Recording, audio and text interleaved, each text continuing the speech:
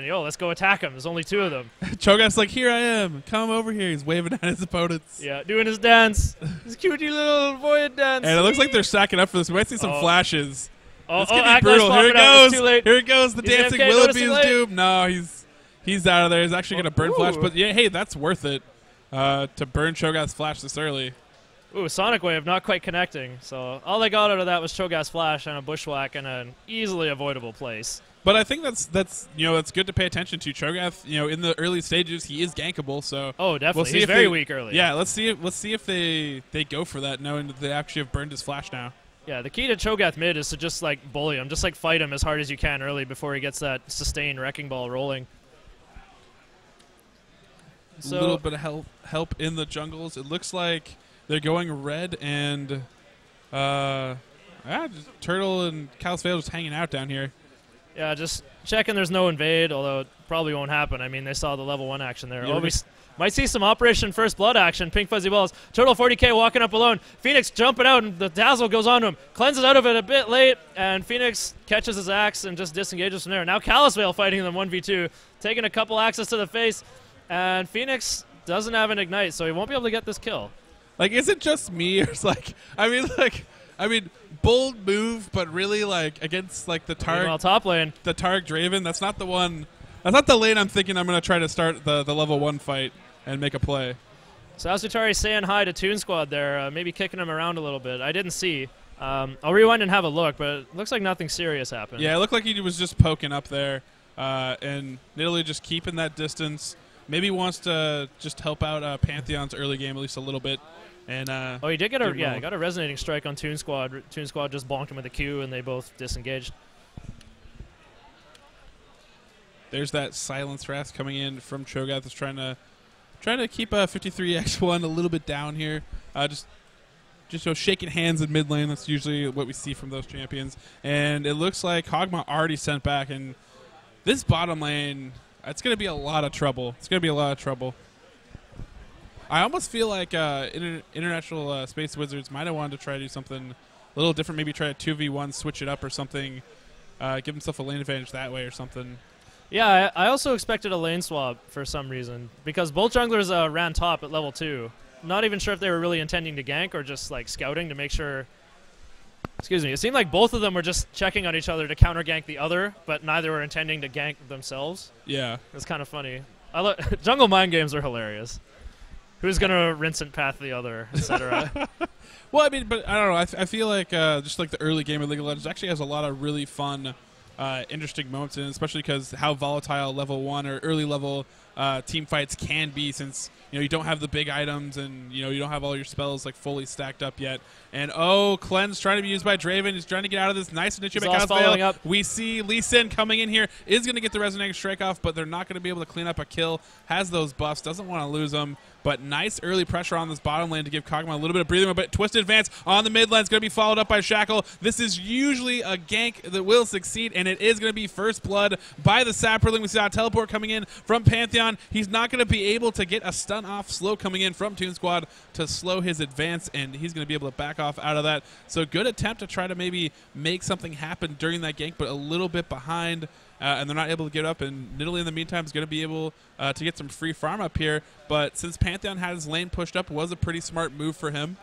Yeah, he did get a stun off, but it was on the 53x1, who had nearly full health on Rise. Still enough to force him back with his hard-earned assist gold, though. I see a Dazzle on a Turtle 40k from Pink Fuzzy Balls. Phoenix chucking an axe at him, but now Cog turning with some Voidoos and one hit, and just kind of backing off after that, losing the trade in the end. So Kog'Maw, yeah, with the boots, pot start. I would almost like, since I knew this, if you know this lane is going to be a handful that it is, I almost would have liked him just like, even if he went like just like a lot of health potions with Leona. Just go Doran Shield. Yeah. I mean, I don't know, like just even just mass health pots. That's what I'd say. Like 13 pot Kog'Maw. Yeah, no, like seriously, like it sounds really ridiculous, but against the amount of pressure he's going to be under, which he's already been sent back. Another once. Dazzle. Here's another Dazzle. Cleansing. Cleanse. Cleanse is a little bit late. He's going to try to run him down. Still flash after by Phoenix, trying to close out this kill. Needs one more. Not going to. Oh, he is going to be able to from get the it. Passive ticks. And the true damage trying to come back through, but he's not going to be able to reach in time. And yeah. That Blood Rush OP, that song is so hard. Yeah. Shadow stalled in the group players. Meanwhile, top lane, Dark Balmung fighting Acolytes in Italy, but still hasn't drank his Elixir of Fortitude. So now that he's out of mana, I think Acolytes will be looking to bully this lane a little more. Yeah, I mean, out of mana, does this combo. Still got one. Still fine. Still got one drink of Flask left too. I think. Yeah, I mean, I expect him to back off here. Although Lee Sin is coming in. I mean, he might try to bait something up, but with no mana, it's not quite as potent as you would want it to be. I don't think Nidalee is going to be quite that aggressive, but we'll have to see here. There's the stun. Has enough for a stun. Gets followed up by Lee Sin, and we see the immediate pounce flash. Away. Yeah. Not even risking the Sonic Wave. Yeah. It's a good safeguard to close the distance, but I think he should have done that Sonic Wave sooner to just guarantee the tag and potential follow-up. Yeah, off of the stun would have been really good. Still got the flash, which is pretty good bonus versus Nidalee. Yeah. Nidalee, though, is just like she's one of those really, really elusive top lanes, though. Yeah, I mean, really even pesky. If you put a lot of CC on her, she can still has a chance to escape, so not too bad pressure putting on there, giving Pantheon time to push up his lanes. He's going to be back off and not lose any minions to turret. See Maokai running through around middle, getting spotted out by that ward that Cho'Gath has placed up there, so he's not going to be caught out anytime. Kog'Maw getting a little bit of a chance to actually farm up here. After he's there's no Darius bot lane, but Darius with a very, very commanding lead so far in this game. Okay, just going to post the pools for chat here. Checking up on CS. Turtle 40k, behind again like last game, but not quite as much as last time. Going with the early Flask once again, too. Oh, it gets an axe thrown at him. Here's Phoenix playing Draven the right way here. He's very good at punishing just bad mechanics in bot lane. Likes to force trades, and if you let him get free harass on you, you will take a lot of damage from those spinning blades. And you can tell also that he also has definitely down the spinning blades down, because when he wants to back off, he's backing off so that the spinning blade goes where he wants to go. So we don't see any mistakes. Like he's kind of like a new Draven player is doing very, very good with those spinning blades. Yeah, I think Draven is the Blitzcrank of Season 2 here, where he's really undervalued and nobody appreciates him. A little stun combo onto Nidalee, but Nidalee doesn't care much about that. Just trying to trade a little bit, dodges out, then comes back in, trying to get some more space, eating a bunch of spears, which is probably going to be able to turn over and heal herself back up after she gets a little bit of breathing room. Balmung going for the double Doran's Blade and mana potions here instead of Tear. He's trying to just crush this Nidalee quickly before she can finish a big item and become the notorious bully of top lane. Down in bot lane, Phoenix and Pink Fuzzy Balls just chilling and doing the golems once they pushed up. Just going to try to get a whole bunch of free extra gold. Which is a smart move to do. It looks like 53x1 putting a little bit of shackle onto Cho'Gath. Cho'Gath getting pretty beefy. He's going to need probably a little bit of help to actually, if he wants to go in for any sort of kill. Using that blue buff, very low on mana, constantly spamming spells. Lee Sin getting spotted out a little bit here, backing off in this mid lane, coming back into this brush. Don't know if they're going to make a play because I believe they know he's there, although he does have a ward here spying on Maokai's movements right now. And actually steals his big wraith with smite. Oh, man, that's just... It's like seeing that little kid and just like knocking over his milkshake out of his hand. It's one of those kind of moves. So I noticed some interesting stuff about Cho'Gath's build. I pressed C to get his stats, and he has 12 armor pen, as well as cooldown reduction. So I guess he has an appreciation for some attack speed. We have 3 members converging onto Cho'Gath, but they are not able to pick it up. Cho'Gath is going to be able to get out of that difficult situation. Again, Flash, yeah. Fuzzy just in time to pick up blue. Fuzzy just stun-botting Kog'Maw, constantly just disrupting any form of rhythm he would possibly have to get any CS. I'm wondering if he's using it just to deny him. Stun yeah, him so I think that's what he's doing, because we don't see Phoenix actually following it up really that much. It's just a method of just controlling his CS. Yeah, you gotta heal minions too. I love doing heal denies.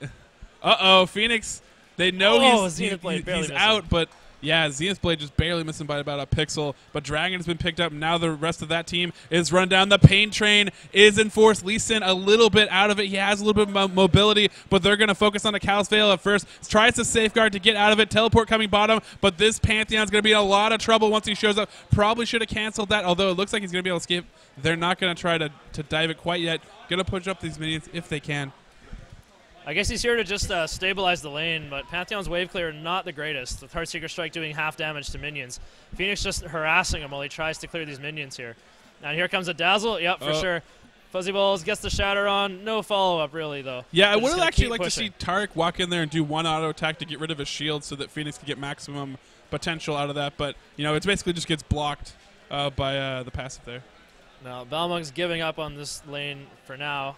Turtle's going to show up and take his place. And Phoenix and Pink Fuzzy Balls themselves have recalled. Phoenix now picking up that best friend sword. Getting that Draven Ball really rolling now.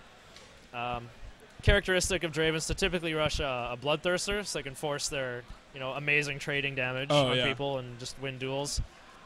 Get a lot of flat AD, helps her scaling his passive too. And Bloodthirster really is the damage item of choice that we see now in Season 3. You know, they made those changes. Infinity Edge lost about 10 damage on its top end. Bloodthirster got 10 extra damage add to its base damage. Still stacked up the same amount.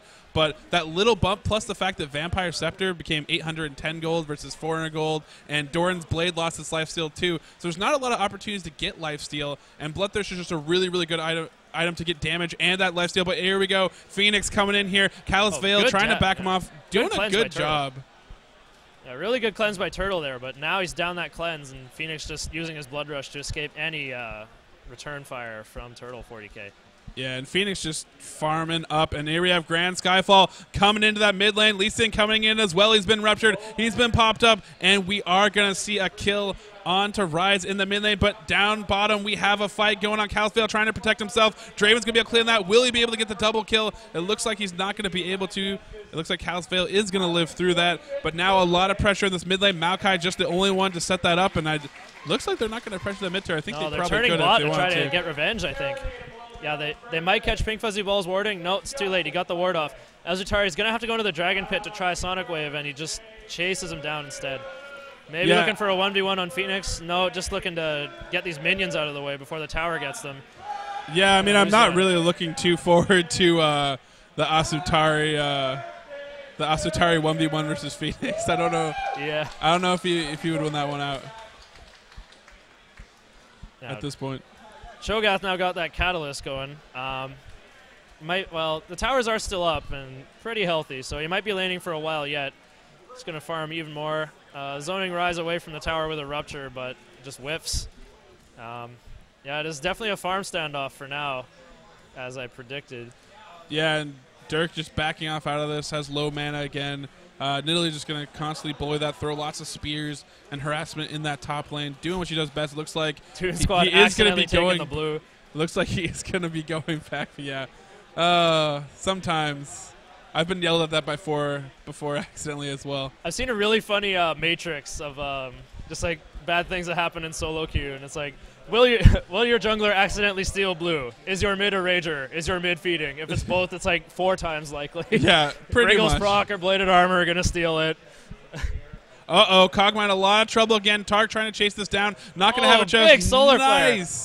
Nice solar flare coming in from Callous Veil. Again, really talented on this Leona. Well, now Toon Squad snaring 8 Fingers McCoy, putting the merry-go-round down to sneak that kill with help from 53x1. Yeah, nice revenge for Rise in that mid lane. Now they're going to put a lot of pressure on this mid turret. Don't know if they're actually going to be able to take. Nah, they're not going to be able to take it down. Actually, has a lot of health left. Rise just sucks at pushing too much. Yeah. He doesn't even damage towers. He doesn't even get ability power. What, solo push Rise isn't a thing? Once he gets that mirror mana. Yeah, with that mirror mana, and then the Trinity Force. Going to be bringing the pain. Oh yeah. But then Asutari's Lee Sin did show up top lane. Oh, never mind. Callous Veil just dying under tower somehow. I'll get the replay of that and find out what happened. Yeah, it looks right before 40k got back too. I mean, if you're by yourself in any lane, it's really hard to survive.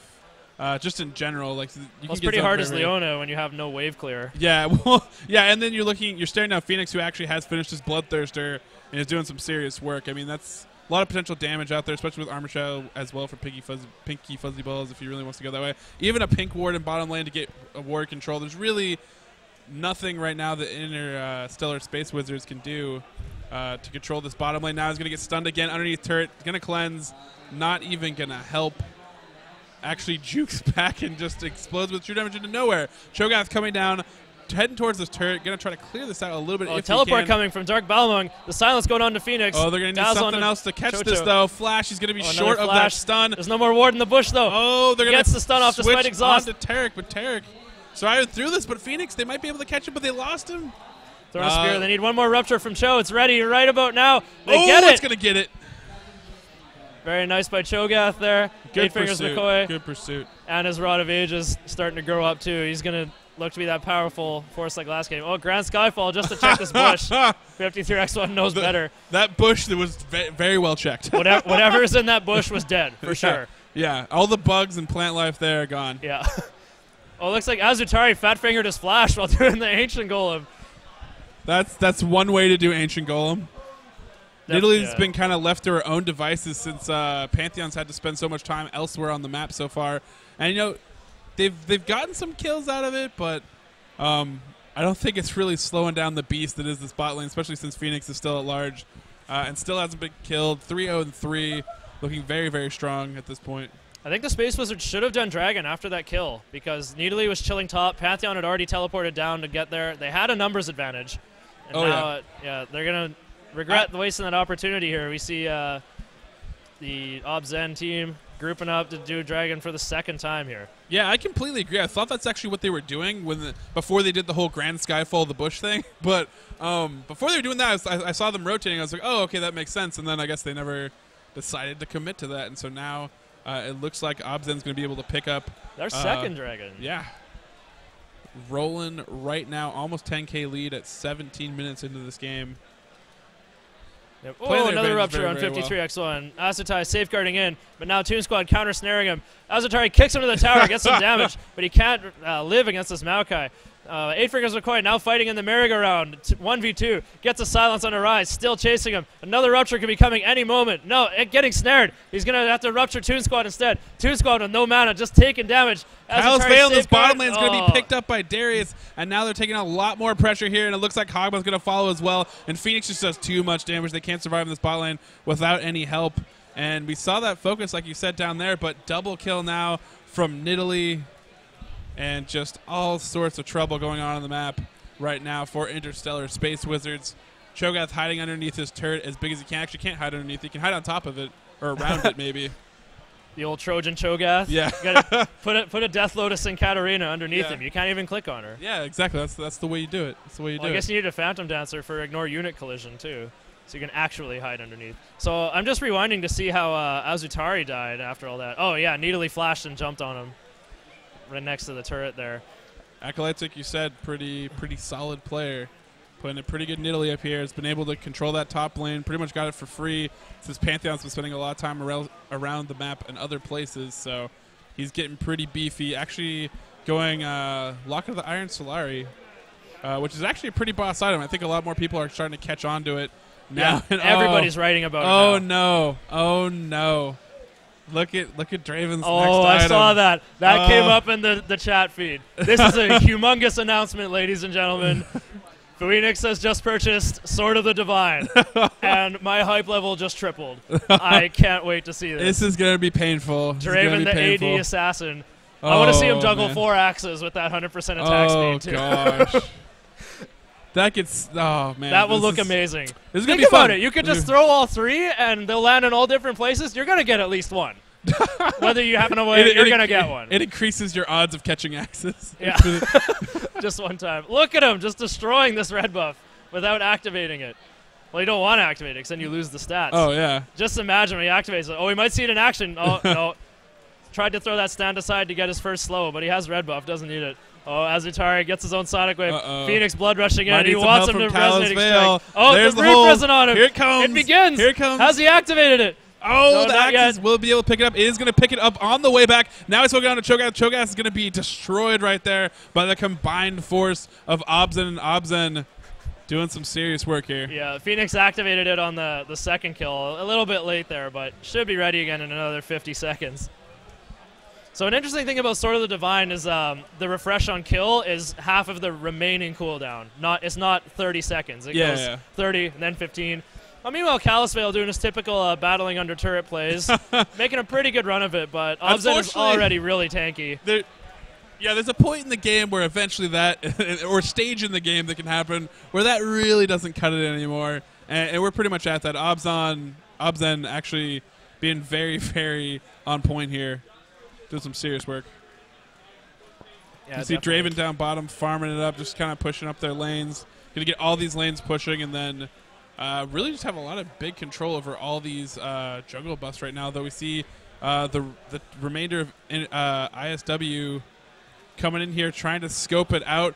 Will Nilly be able to take that red buff unnoticed? She actually hops out because she's a little bit scared, but then they don't notice. Ships in the night. They must have assumed it was already gone.